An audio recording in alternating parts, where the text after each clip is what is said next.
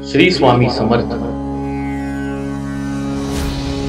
विनायक वासुदेव मुंबईला परतले, परंतु त्यांना स्वामी समर्थांची वारंवार आठवण यायची। सरकार दरबारी उच्च पदस्थ अधिकारी असल्यामुळे त्यांना रजा मिळणे कठीण जायचे, म्हणून ते अष्टप्रहर ते स्वामींच्या नामात गर्क राहायचे। योगायोगाने सोलापूरचा दौरा निघाला आणि विनायक वासुदेवांना खूप आनंद झाला। स्वामींच्या दर्शनाला जाऊन येणे सहज शक्य होणार होते। स्वामींची आपल्यावर कृपा झाली आहे याची त्यांना खात्री पडली। सोलापुरातले काम आटपून विनायक वासुदेव अक्कलकोटला गेले। 2 दिवस राहिले। सकाळी स्वामींच्या दर्शनाला जाऊन मगच मुंबईकडे परतायचा निर्णय घेऊन ते सकाळी स्वामींपाशी गेले। अक्कलकोटचे राजे सुद्धा दर्शनाला आले होते। स्वामींनी पितांबर नेसला होता, अंगात भारी अंगारका घातला होता। स्वामी प्रसन्न मुद्रेने बसले होते। विनायक वासुदेवांनी स्वामींना साष्टांग नमस्कार घातला आणि ते बाजूला उभे राहिले। इतक्यात काय झाले तर स्वामींनी आपल्या अंगातला अंगारका काढून फेकून दिला आणि पितांबर सोडून अंगभर पांघरला।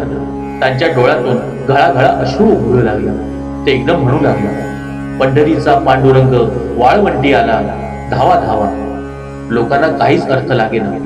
स्वामी वारंवार हेच वाक्य म्हणू लागले आणि उदास झाले। कोणीच काही बोलेना। वासुदेवांना गाडी होती, म्हणून नाईलाजाने त्यांनी स्वामींचा जड अंतक करणारे निरोप घेतला आणि ते निघाले। स्टेशनवर येऊन गाडी पकडली। रात्र होत होती। बार्शी स्टेशनला बातमी आली की कुणा यवनाने पंढरीच्या विठोबावर दगड मारला। त्या क्षणी त्यांच्या लक्षात आले की स्वामी उदास का होते आणि पंढरीचं पांडुरंग वाळवंटी असे का म्हणत होते। स्वामी त्रिकालज्ञ आहेत याची विनायक वासुदेवांना आता खात्री पडली।